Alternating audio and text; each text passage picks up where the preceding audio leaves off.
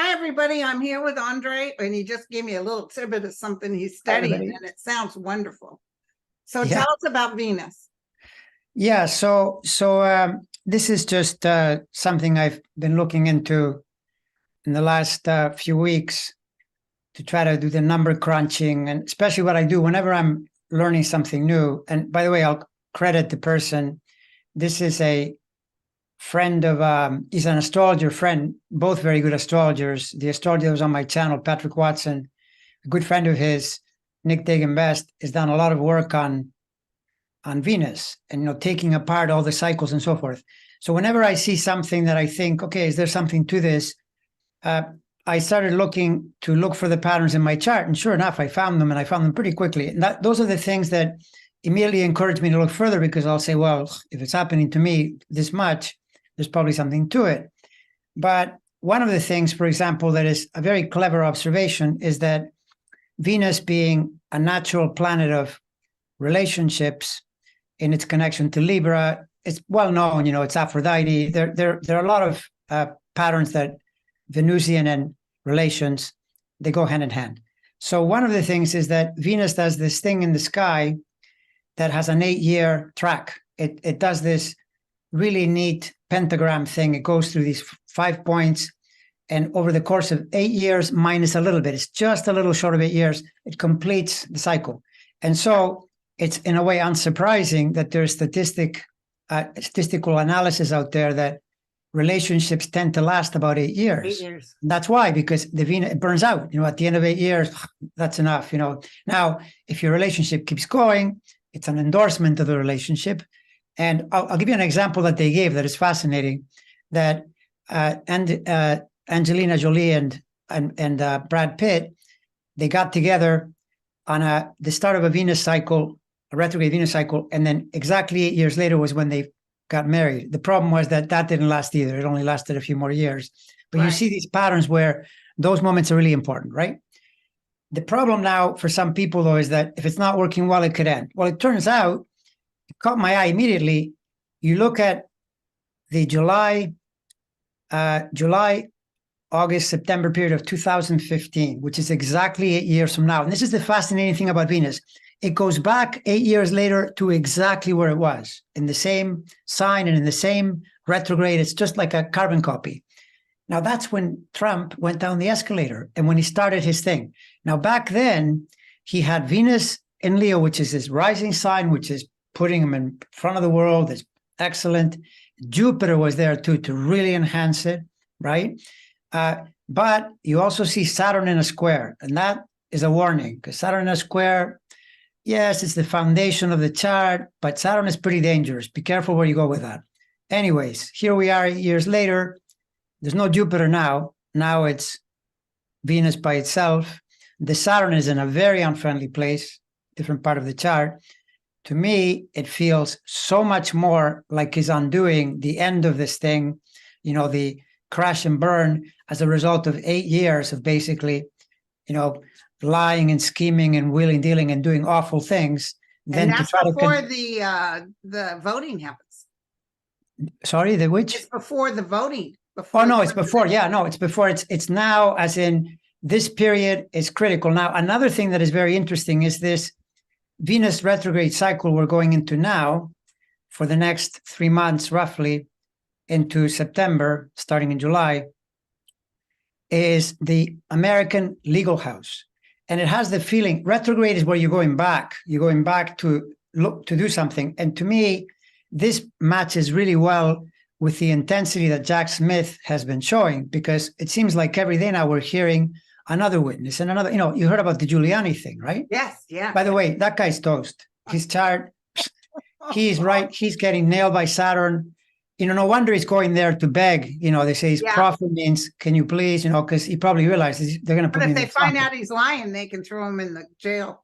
Exactly, right. So the Saturn is very, very unfavorable to him, but the entire matter of the legal house getting all this Venus retrograde energy, which is a kind of going back and going over and then going forward again, feels like a great intensification. So isn't it strange that it's during this period that Fani Willis has said that she'll probably be indicting?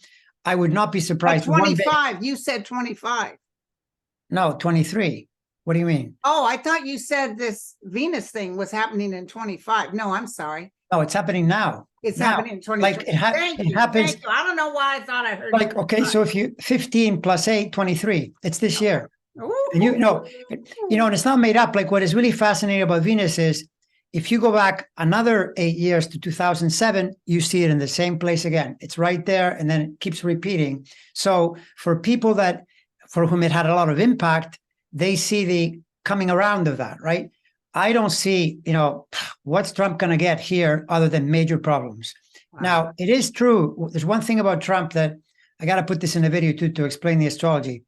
The reason he continues to be popular with his base, with his people, that follow his base, is because he's got mostly very difficult transits, except that there's one, the Neptune transit, which is the popularity planet. So he's got a sector that's still there. The delusional too, right? They're delusional. But I noticed in my analysis when I looked at next year, even that comes under tremendous pressure in the middle of the year. And there's a point there. I'll be making the video where you can see partly what I made already in the previous video. In the late spring of 2024, that is really rough territory. And at the worst possible time, because he's in the heart of the election season and all the rest, right? So right. For those people was he the only one you looked at? Did you take a look-see at Putin too? Well, Putin, I did look at Putin. I mean, isn't it curious that we've been saying this about how his prospects are dropping? And right on cue, like, I don't know if you noticed that, well, I may have mentioned it in a previous time, the June period when the submersible went down. I mean, talk about a big mistake that was, because they went down on the right on the Saturn station in the sign of the ocean. I mean, any astrologer would have said, don't do this now. Bad idea, right? But same with Putin. It's not favorable for Putin. And Putin's chart is another one, in a way, like Trump's, where he's getting pressure at the beginning part of the sign. There's a long way to go here. This is not getting better. This is going to continue being a problem for him next year, the year after. I would be amazed if Putin makes it all the way to the middle of the decade. I really would, in terms of being in charge of Russia. Yeah. Really amazed, because the cycles are definitely tilting negative, for sure. And, he looks weak, and they go after blood over there. Yeah, you can't. I mean, absolutely. Yeah. Although, the one thing about Russia, though, remember that, I mean, if you get a Prigozhin instead of Putin, he's worse. It's like, which thug do you want? This thug or the bigger thug? Although I do think Trump would have people killed and stuff if he could. Oh, yeah. No, for sure. For sure. For entertainment purposes only, but you can take it seriously. So Dan, artist, painter, said an interesting question. What impact, if any, does the reversal of affirmative action for college admissions have on the 2024 election? Well, we were just talking about that when I signed on. And the Reverend over on MSNBC, he said, they talk about the Constitution and all this. Their Constitution and the Supreme Courts were the ones who made Black Americans 3/4 of a human. Exactly. And so my native tribe have struggled. They have the white privileged male energy has hurt cities, Tulsa, when they were finally having their own community. What they do, they go in and burn them down. And this was, we're talking less than 100 years. So to just say, oh yeah, well, you guys can handle it. I think it's going to make the young people mad enough, besides Roe versus Wade, to go out and start voting. I would agree. Yes, it's yet another issue, right? You take the gun issue, you take the women's rights, you bring that into it. That's an example where, African Americans, by and large, vote Democratic. You are encouraging them more. You're encouring them to do more of that. Yeah. So you're increasing the numbers. Yeah, I agree, 100%. Well, the thing 100%. Is too, is that we were discussing, had the young people come out and vote, a lot of people didn't vote. Trump won because people didn't come out and vote. Well, this is the key, though. This is you're hitting the nail on the head, and that Democrats the reason we're in this jam is democratic laziness. And honestly, we got to stop that because it is so costly. All these 12th century jurists that we're dealing with are because Democrats just didn't bother to show up because, well, it's not that big a deal. To this day, I'm stunned that more people, voted for Obama in 2008 than for Hillary in 2016. Where's the logic in that? You're putting your life at risk. I mean, literally, you're leaving on the table things that are going to really hurt you. Well, now they're feeling it. Yeah, no, exactly. And the Reverend has said in the past, he makes the argument, if you don't vote Democratic, like which party always brings more rights to more people?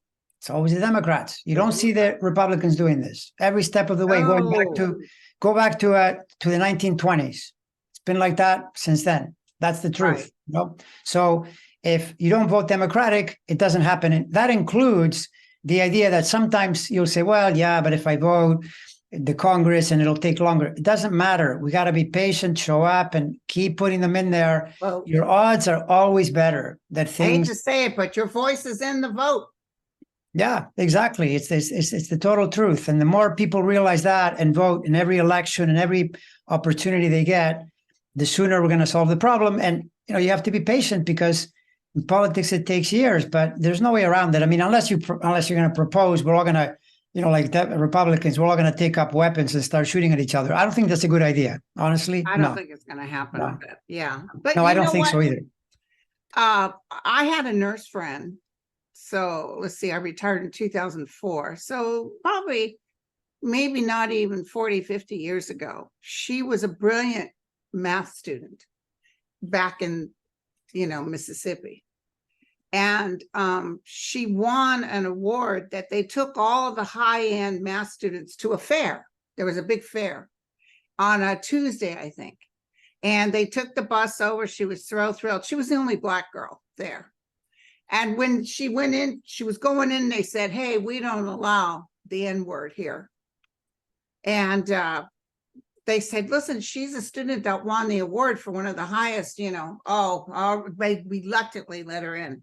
She gets in line to go to a ride, and the guy running the line said, hey, somebody get that in out of here. She went back to the bus and laid in the bus till everybody was done. That wasn't even 50 years ago. But no, Congress says we need to fasten our bootstraps and move on with it.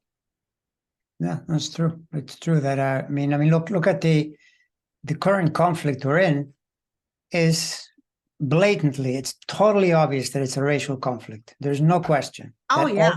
All these aggrieved white men snowflakes, because it's what they are, right? Because they pretend to be these testosterone fountains of some kind. Why don't you just, if you have a problem with your life, solve it? I mean, they'll say, well, women don't like us anymore. Women are people. Why don't you just learn to talk with people? What's the problem here, right? Why are you blaming everybody else? This is what Trump is feeding on, telling them, oh, the world is against you and they're taking away. What are they taking away? What? I mean, it's unbelievable, but it's because they think it's Asians and it's Mexicans and, the brown people are coming in to take over. That's why they're upset. It's the same as the Civil War in 1865. That was like blatant, we're going to have a slavery empire. And, they were opposed and they lost. But by the way, I'll say it again. I've said it many times. Don't panic. We've had problems before. We won last time. We're going to win again. We're going to win again. Yes, absolutely. Yes. And, even Congress voted against the Native Americans, the Navajo tribe, about the water because you signed a treaty or a contract. Hello, do you know how many treaties and contracts the white men broke on the Native Americans? Oh, totally. Yeah. It's too many to count. Too many to count. I know. But no, you guys signed it. So no good water for you. I know. It's the sort of the, it's endorsing the oppressors. It's just not a good idea. Right? Yeah. But Cheryl says, is there anything that we can do as a group to help make the next 2 decades less tumultuous, possibly less painful to the world? I think everybody's kind of doing that already. I mean, like part of it is if you think about tuning into, invisible spiritual energies that are underpinning everything, one of the things to do is stay positive. Always keep in mind, this is the way you want the country to go, and hold the belief that it's possible. A lot of minds doing that is extremely helpful. And then part of the action that results is that you go and vote, you encourage other people to vote. All of that is a literal force. That's what you do. You do it now and you do it constantly for the next period of time. That's how change happens. Otherwise. And actually, except for Justice Thomas, the Supreme Court actually voted for our voting rights. Finally. Yes. Which is that's another thing that was it's not all. Yeah, I mean, now they sort of went back again, and it'll be mostly conservative rulings. But it's kind of curious. I have a feeling that I didn't expect Gorsuch to be sort of right in there with Alito, and they're the worst. Alito, Gorsuch, and Thomas, right? Yes. They're another. I didn't expect Kavanaugh, and especially Kavanaugh, the beer drinking, whatever, a molester, or whatever he was doing. They go, wow, he's one of the ones with common sense. It must be that Roberts is working on them or something. But I saw Kavanaugh kind of calming down and actually a little bit nervous and afraid. Well, so I think they think we're going to come in with guns blazing. If we get another Democratic House, etc., that's when they're going to say Congress, the Supreme Court has no right to take monies. We're going to do some overseeing. That's when it's going to happen. Yeah. Even though I don't know if you heard Biden today, but he was saying that he's not for expanding the court because it would make it too political, which I see his argument. Yeah. But the thing is, he treads carefully. Have you noticed that? He does, yeah. Because I mean, the whole thing with the Supreme Court, at minimum, it's a total ripoff. I mean, how could Mitch McConnell do what he did? And I remember Lindsey Graham, the South Carolina liar, saying, "Oh, I would never ever again. If that happens on the year of the election, I would never." And he went ahead and did it anyway. I mean, total hypocrisy. And they put in right before the election. Tony Barrett. Yeah, exactly, right before. So I mean, they're basically the GOP. It's a party that operates in bad faith. They talk from both sides of their mouth. Yeah, they're bad faith actors. Like, I mean, when you start saying that the good ones are people like Chris Christie. You kind of, I mean, this guy was shutting down the bridge. I mean, come on, That guy doesn't have a chance in hell of winning. They're only putting him on the news because he's telling the truth about Trump, but he still won't win. No, he won't, but he's an effective speaker, though, around, but DeSatan's not going to win either. No. Oh, my God. Did you see him at that event? I didn't. Someone stood up and said, "I think you're one of the worst." I'll find it and send it to you. I think you're a fascist, something. I don't know what all. It was a woman. You can't see her. She's from the side. He goes, "Well, how many here came here to vote for me?" One person raised their hand. One person. He goes, "Wow, this is uncomfortable." I guess, I bet you anything that after it's over, he will scream at his handlers and say, "How could you put me in front of this crowd? Why didn't you pay for more people for me?" I know. It's so like he ran and got his patent leathers and went home. Yeah, it's funny. It's like how Trump now goes on Fox and says, "Well, that was a hostile interview," because they actually ask him. Yeah, he talks trash about Fox now. Yeah, of course, because Fox doesn't like him. Fox would prefer that he didn't win because they know the liabilities for them, because they know that they want to keep viewers, and the viewers want to talk positive about Trump, but they know that he's a really bad candidate, so they would love it if they could get rid of him. And by the way, I mean, you got to say one thing about Fox. I keep saying this, that on Fox, you have the really awful people, and yet they have programs. Like I saw this program with just a clip. It wasn't the entire program. I saw about 5 minutes. It was filled with, I think Janine Pirro and, really Republican, yappers. And there was this Democratic woman, and she was putting them to shame. She was basically saying, "Look, all I can tell you is the numbers tell you if you run Trump, you will lose. It's that simple. Look at these polls." And they were all like silent and going, "Yeah, well, that kind of makes sense." Because they wanted to talk about Kamala. And she was saying, "Well, Kamala and Biden are running together, and explain to me how this works. You're not going to get the votes, right? So then, you'll lose." And they didn't have anything to say. They let her talk. So in other words, you're getting the other side. And then you get the guy talking with Trump. He was very direct. I mean, he gave Trump such a hard time, because he was saying, "Look, you said all these people. Now you say they're all idiots." Is that when he said you called Barr a fat pig or something? Yeah. And then Trump said, "Well, those people, yeah, but 10 times more people like me." Bear should have asked him, can you name a few? I mean, I just named 10. Can you name a few of these people that you say? And did you hear Christie when he had called Christie a fat something? I know. Christie said, obviously, this man hasn't looked in the mirror. Yeah, he said, well, like he's some Adonis. Christie's funny. You have to give him credit. Christie's Yeah, really it's a funny. shame, though. He's a crook like the rest of them. Yeah, no, there's no question. But this is the thing. I mean, the enemy of my enemy is my friend, at least temporarily. So Yeah. Well, he'll help put some dents in, and maybe, hopefully. mhm. So Ness wants to know, any thoughts about the sun opposite Pluto squaring the nodal axis later in July? Some astrologers expecting a major leader to have a great fall. It's possible. Yeah. Okay. So that's pretty good in that opposition also coincides with the Venus going retrograde. And separately, I forgot to mention that something Nick Dagan-Best figured out as well is that Putin doesn't like that Venus cycle. Putin and that retrograde Venus has been associated with all kinds of problems and changes that came out of the blue. So yes, that's a good observation. That's great. Well Thank made. you, Ness. Yeah. She always Mhm. has these good ones. And Andreina said, Andre, what is Zelensky's outlook right now in the Well, coming months? Wouldn't you say that it's looking pretty good? I think so, but they're not winning greatly, but No, but I mean, in war, you win what you can win, and I would say, when you look at Zelensky's, the major change was in March. That was the big switch, and it's pretty obvious that things have gotten worse for Putin and better for Zelensky. So that's basically it. Now, how much better? You got to give it some more time because well, there's hundreds of Russian soldiers. They're demanding them to come back. Russia is, and they're not. No, they have a morale problem. They're giving up. They don't want to go back. I don't blame them. It's a tough situation when you run a war and one side is fighting for their lives and the other side sees it as an option. That's not a good thing because they're not going to be motivated. And I mean, can you imagine if you're going to be shooting to kill? Normally, it's because you're going all in on something really important to you. And then when you see this kind of thing where some guy tries to threaten Putin and then they let him off and then he's in Belarus, and you start to wonder what. And by the way, did you hear what he said? What? He said that thug Prigozhin, he said this war was started not for the reasons they're saying. This war was started just to enrich all the Russians, and the whole thing is a hoax.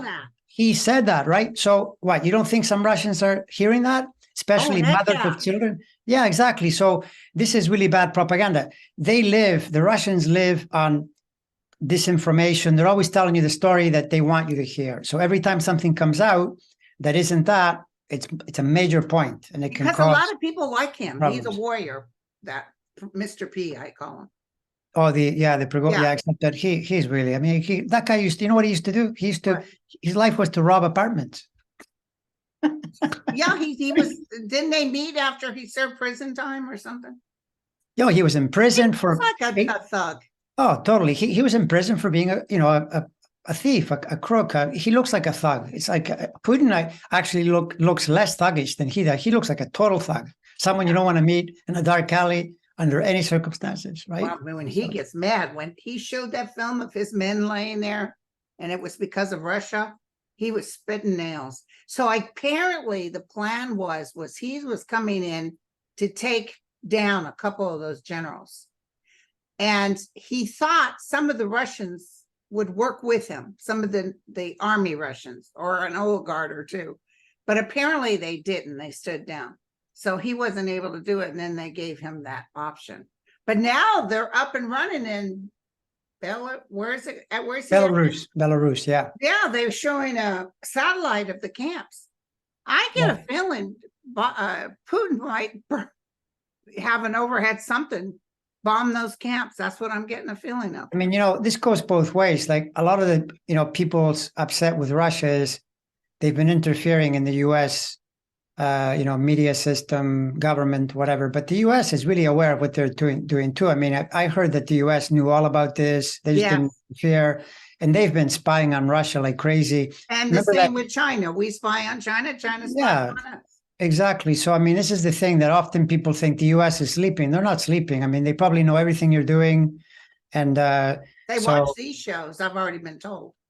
Really? Like the CIA is taking notes. And No, saying, years ago, there was a person I read who's a daughter of somebody in a high place, and she said, "Oh yeah, trust me, Linda, they know who you are." But I talk in favor of the Constitution and America, you know. oh, totally. No, I think 100%. And you know who else watches me a lot is Iran. Interesting. Isn't Wow. that interesting? Because they'll give you the numbers on YouTube, and Iran watches me. I was very surprised. That could be people in Iran, though, more than It the could government be. of Iran. Yeah, because could that's be. the thing. It just could be every country, no matter how, enslaved they are, they'll have progressive people that, tune into that part of the world, including in Russia. I bet you they set up their VPNs and, And use get those in there, tunnels yeah. and then they watch you. Yeah. So this is the thing, by the way, that the world today is very, very complicated for fascists because the information flows too quickly.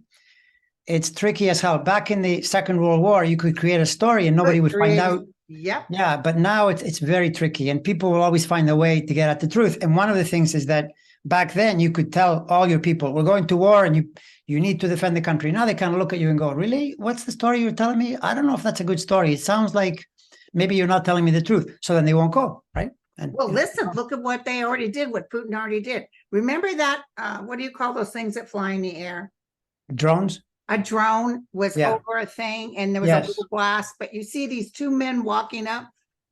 Putin tried to act like Ukraine had sent that drone. And then you see the video, it's like, it's a setup.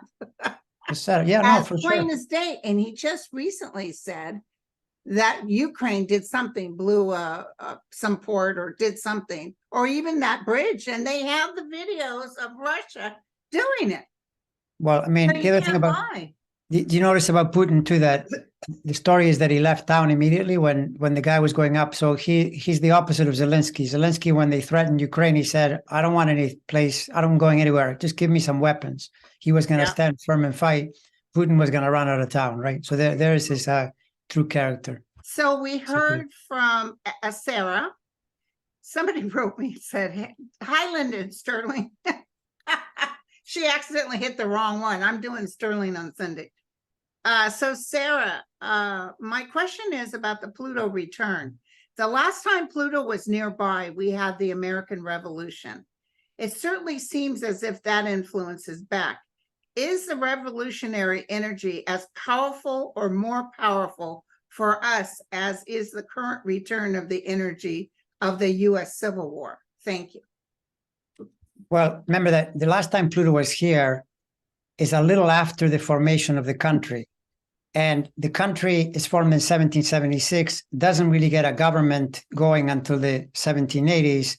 That whole period is very progressive in that you're creating a new democracy. That's where Pluto was. That's not a bad thing. That's the establishment of a democracy. So it's not a problem. But it is true, when a planet like this returns after all these years, you get it being one of the contributors to turbulence. And it is not the only one. There's also Uranus and Neptune. There's a lot going on in there. So this is just to say, yeah, this period is not easy. What isn't obvious about that? We all know that. It's complicated. The country's really divided. But it is in Aquarius. Aquarius is the sign of the people. There are some problems around where corporations and tech could get a little bit too powerful, because that's also Aquarius. It's true. But overall, I just think it's a period you're going through where a lot of changes are happening, and I expect them to become good things, as the years are passing toward the end of the decade. That's how I would read it. Okay. But it's never comfortable. I mean, any person goes through a Pluto thing, they don't tell you, oh, that was just like a bed of roses, I had a Pluto transit and right away, everything. No, you kind of go through letting go of things, and you feel like, something, I got to let go of this and become something else. It's not easy. So the same with the country. That's the logic. And right? We're not here just to go status quo. These things, these energies create us, hopefully for the better. Can I ask you, when 9/11 happened? Yeah. There's no planetary aspect that's the same as this, right? No, but okay. 9/11, the most stark alignment is Saturn opposite Pluto, 9/11, which happened before in the 1960s. And you remember what that was like. People were getting assassinated. It was a very difficult period. So then 9/11, right? And then the next thing that is often as difficult is Saturn conjunct Pluto. So the two ends. Saturn conjunct Pluto, we just lived through. That was the pandemic, all that That was stuff going on. terrible. Right. But now they're separating. Like, that's another reason to be optimistic, is normally planets, when they're too close together or making these big oppositions, that's when you see a lot of the trouble. And, you know, we're moving away from it, but there are still some more to get through. You know, it's But just that you know simple. what? That when you think about 9/11, it changed the whole consciousness of America. True. And then when you think about the pandemic and what happened and all the lives that were lost, oh, it changed me, you know, it changed everybody, how you look at things. It did, yeah. But then look at one of the pluses is that now more people work at home. So now, alone on that, that's a good contributor to the environment, because less people are putting cars on the road that would, you know, they're maybe spending time at home instead, and so forth. So you always get good effects in, you know, unexpected ways. Right. But the main thing is if you're moving away from the pressure, it's usually a good thing around world conditions, you know, becoming more stable. Right. But we're still in it, right? I mean, look at all the different places in the world. You're getting all these mixed messages. Like, one side would be there are still people trying to be fascist, you know, Marie Le Pen is in France in the background, but Sweden and Finland are joining NATO. That seems pretty good, right? That seems real good. Yeah, so there are strong counterpoints to all this. And I still think, you know, the thing about people are always complaining, no one is ever happy. The US is the big dog in the world. And as far as empires go, believe me, you could do much worse than this. So stop complaining, okay? Because when you have this much power, just go back and look at the way the Romans used to deal with people. They didn't like what you were doing, you got put on the cross. And I'm not kidding around. That happened to Jesus and many others. Yes. You know? Yeah. And the US that way doesn't behave that way. Is it a, you know, pristine, angelic? No, it's not. No, it's not. No, but I mean, everything is relative, right? And look what the Americans did. They voted for a Democratic president. Yeah. That could have gone, they could have turned around and let that guy turn around. Yeah, but they knew there was trouble. That's a pattern I found, because this is with the astrology. You look back, and I noticed going back all the way to the Civil War, whenever Saturn are in Aquarius and Pisces, where they are now, it's always a progressive administration. So you tell me, right? And that's what happened with Biden came in then, and he's still in that cycle. So, you know, that's a pattern that's repeated not once, multiple times. You can go back, like Bill Clinton, you go back to the John F. Kennedy, Roosevelt, Teddy was Republican, but he was really progressive. He was always against the, you know, the exploitations of business. So he wasn't really wasn't he the one too that said we got to take these big parks and make them monuments? Yes, I think so. Yeah, exactly. So, and you can even go back to Ulysses S. Grant back in the. Oh, you know, I love my Ulysses. Well, that was another period when Saturn in Aquarius and Pisces repeatedly it does this, right? So these are good markers toward the idea that Democrats can win the next election. The other thing is this astrologer that was on, he did research. Now think about this, right? Logically, you he said in his research, Saturn in Aries, where it's going, at 25, corresponds to periods when they pass gun legislation. Now, a Republican is going to pass gun legislation? No. So what do you think that means? Okay, that's the logic. I mean, you got to pair the information with what you think is more likely to happen, right? Right. But I'm not telling you, don't take this and think that it's going to be smooth, because I suspect some unrest following. I think this is not going to be simple, because you know why? Because these guys in the end, what they are is sore losers. They're sore losers. God, you're not kidding. They are sore losers. You know, all of it is they don't want to accept losing. And so then they start threatening violence. That's the bottom line. You know, if they don't. Yeah, you know, so you're saying after the next administration is put in, they're going to start acting out. Yeah, I would say we probably will have the first couple of years or more, you know, constant. Oh, and let me tell you too. I mean, they want to get rid of the FBI and the DOJ and the IRS. Let me tell you, these guys that are going to come out that would have voted for Trump and not vote for Trump. That's true. That's the thing. Remember, it's all around the edges, because you're not going to get rid of the millions that follow this guy. And like I've said to a number of them on my channel, whenever they insult me, you know, they'll put a thing, and I'll often reply and say, you know, he's a shameful, vile human being, but you following him is even more shameful. Oh, good for you. Follow this person. And then you block them, right? yeah, then I block him. That is really sad. I mean, it's one thing for him to be a crook and a liar. I know that. I see him every day. But you, what are you doing following him? Honestly, Yeah. you know?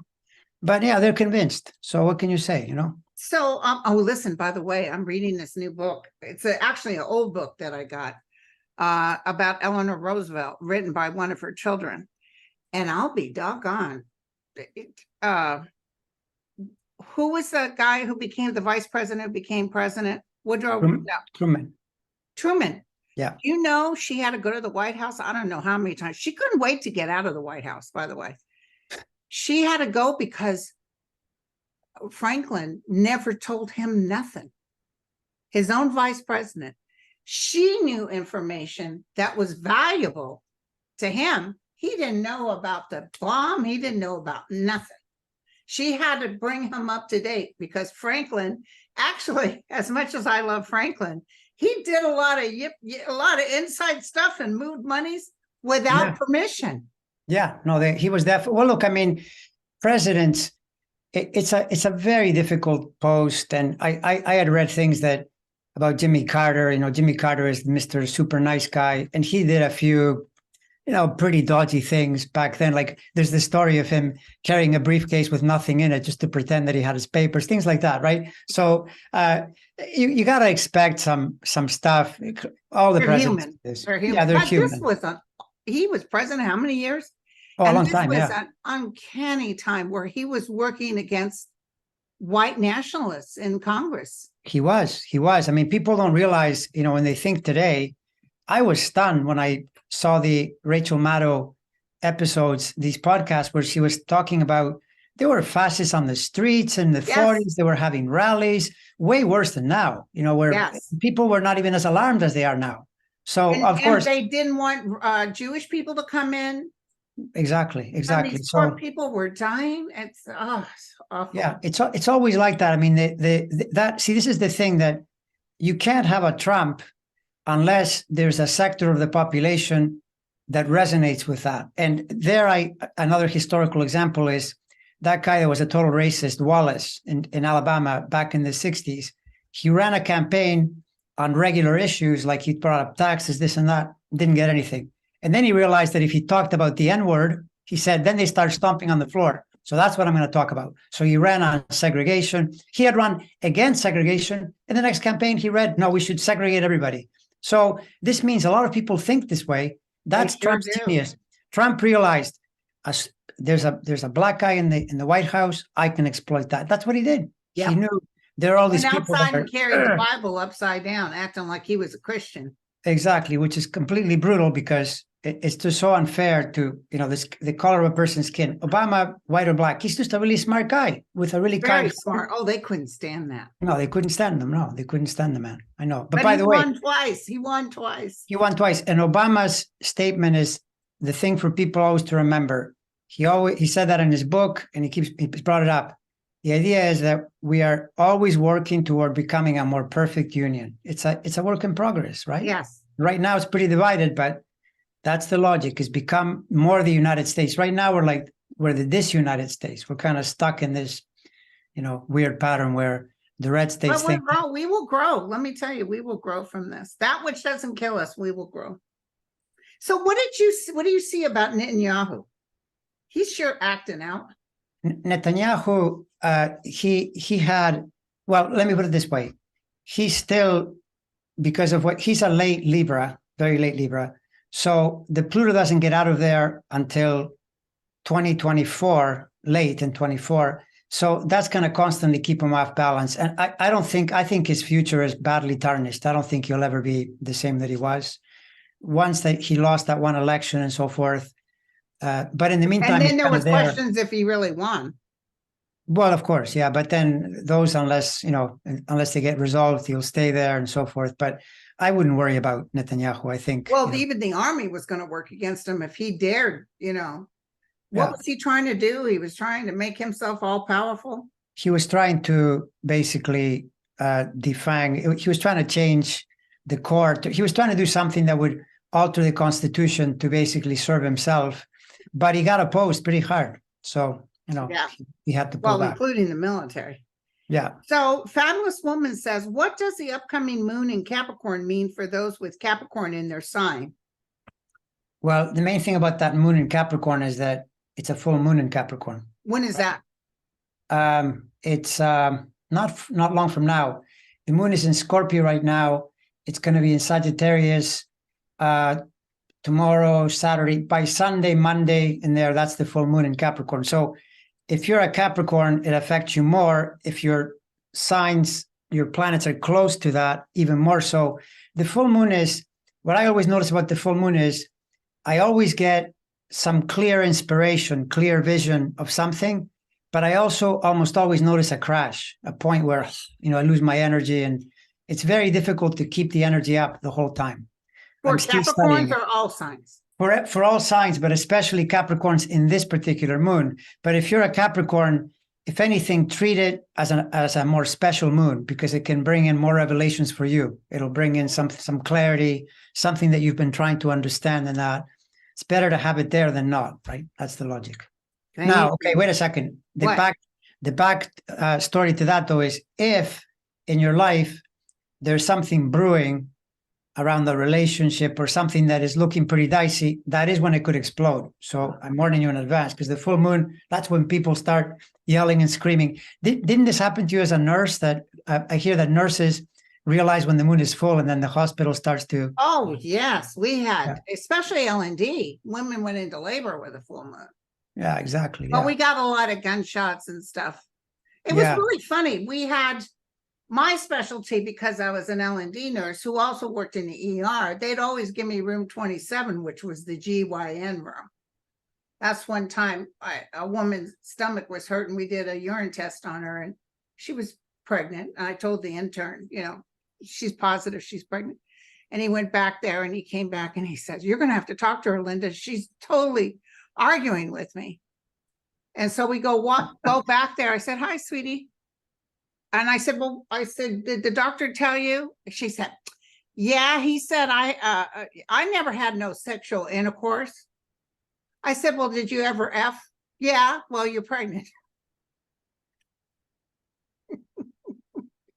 And then another time, a woman, she had batteries up there, and she said she did that to keep herself charged. So we had this GYN room, which you can imagine it was pretty tough. Like, on a full moon, we had them coming, and a lot of gunshots. No, full moon can be funny too. One time, many years ago, I'm in this, with this group of people, and we're supposed to meet, and everyone came in, and the moon was full, and they parked sideways. Instead of parking, just as a joke, one person parked sideways, and then they all followed and parked sideways. And that meant that some people couldn't park. And then there was this big fight, inside. Why did you do that? And they're screaming at each other, put the cars back. And I remember thinking, oh my goodness, full moon. That's full moon. Yeah, exactly. I don't know, but I've been in this mood for Sir Anthony Hopkins and Emma Thompson. I've been watching Remains of the Day and all those old shows that I loved back in the day. I don't know why. All of a sudden I'm in the mood to watch them. Those are good actors. By the way, that is another, it's not a big deal, but a Capricorn moon in full. Capricorn is historical, the past tradition. So that would fit with, old film stars. With all the old films. Did you hear about Madonna? Madonna, and I looked at her chart. It's pretty dicey. She's got some problems, and it's probably some kind of sepsis or some kind of major infection, because she's got not one, but more. There are 3 different Saturn, I think Saturn, Uranus, Neptune. There's a lot going on, and that could mean that even if she leaves the hospital, she's not feeling well for quite a while as a result. Yeah, because she canceled her big last show, and she had all that work done. It had nothing to do with sepsis from any of that. Do you think? Or I don't know, but I know that there's some Scorpio energy in there. Scorpio and sepsis energy, they do go together. And you see also in astrology, the 12th sign, if it shows up in the context of that, that's when you go to the hospital, because it's a serious thing. The 12th is, okay, you got to go. She's been intubated twice. Yeah, exactly. So the problem with this is that when you're in cycles that don't end right away, Matter of fact, that Venus retrograde in her chart, that thing that I mentioned correlates with the law in the American chart, or in Trump's with his 8-year, whatever. In her chart, it's the hospital house, right? So Oh, I'm guessing she's probably going to have to go back at some point to do more tests or spend more time. I'm sure, because she's go, go, go, but you know, she's older now. And she's doing this big, huge event. God bless her, she can do it. Mhm. But you know, she probably wore herself down and was just susceptible. Yeah, well, a lot of that is when you're that busy and that caught up in the movement of your life, you're going to take more chances and ignore basic things, and then it doesn't take much to catch something. All you I have to do think is my Venus is in Leo. Am I in trouble? yeah, because for you this is important too, because your Venus in Leo, it's a place where in your chart is where you relate to groups of people, your friends, your associations. So there's some kind of going back and recalibrating that and figuring out who your friends are and who maybe aren't. That kind of thing. I was going to talk to you, Andre. That's when you're going to tell me, okay, Andre, listen. I You got were some my land friend. to sell you back in Tennessee. Yeah, you were my friend, but not anymore. So here's a good one. And then probably this is the last one. Can you believe we're almost at an hour? I know our talks are so But serious. we enjoy ourselves so much. Oh, well, let me read two real quick. Let me just read this one out loud. Mark Meadows seems to be cooperating with Jack Smith's investigation. Is he in protective custody, witness relocation? By I the don't way, know. things are falling into place regarding Trump and traitors. Yeah, I would say. I mean, what's your sense? What do you see? Oh, with Mark Meadows is toast. I saw that a while ago, but because he's giving state's witness, so to speak, he's going to manage to slide out. I'll tell you who else is going to slide out is McCarthy, because McCarthy wasn't in on the actual January 6th. He was the one on the phone tell Trump to do something, screaming at Mark Meadows. He wasn't part of this. Marjorie Taylor Greene was, and Boebert and Matt Gaetz and all those. But I see, what's his face? He won't be the leader anymore, but McCarthy sliding out. I see Mark Meadows made a deal, but he'll have to hide. Yeah, and I see Lindsey Graham managing to keep himself out of hot water. yeah, and yet, all these people, Lindsey Graham included, has a ton of pressure well into next year because of the way his planets are. McCarthy may escape the wrath of the prosecution, but his situation is not good at all for months still to come. It's very complicated. He won't be able to hold any kind of title. It's really hard. And Meadows, I think, suffered more in 21 and 22, probably when he was being investigated and so forth. It's actually a little easier now, but it's still not clear. He may end up, some of these people, they may still get jail time. They did something really awful, and don't be surprised. And the one that is, I think, completely screwed is Giuliani. That guy is screwed. Giuliani's oh my God. Yeah, because what I've been hearing in conjunction with where the Saturn cycle is, not good because. How do you feel about him showing up with Jack Smith? Do you think Trump was upset by that? I'm sure Trump is, but to Trump, if you don't follow what he says, then you're a rat. So this is like John Gotti. Trump is the mob boss. It's remarkable to me. And I'm surprised Trump hasn't had people taken out. If it was Putin, he would have been taken out. Yeah, well, that's if it were Putin. I mean, Trump would want that kind of thing, but I mean, I don't know. Do you think that's next? I hope not. No. I think he's actually. Well, you know what I think? I think Putin is chicken. I think Putin showed his true colors. He's a big guy on campus, a little short guy, trying to act like king for a day. And when he was really placed against the wall, he gets all scared. Well, yes, and I would agree with you. And I would also advise Prigozhin not to walk around the balconies or near windows, just in case. Oh, well, I see some sort of boom, boom, boom. I think they're going to blow them up. They're going to get those camps because they don't want them taking it upon themselves. They don't want them to get bigger.